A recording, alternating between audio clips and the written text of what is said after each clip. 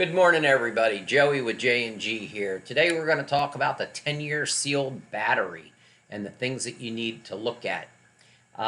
This right here is a 10-year sealed battery.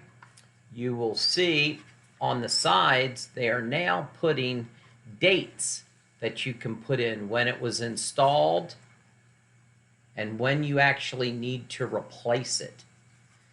You will see on the back side there are no removable plates where you can take batteries out. The lid does not come off. It's solidly in place. You will have a power cord that will snap into the back of the smoke detector. Very important to hear the click to make sure that it's in.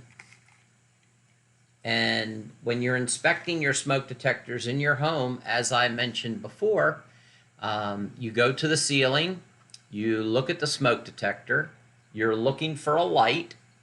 If it's glowing red or green, that's telling you that you do have a hardwired smoke detector, and that's a good thing.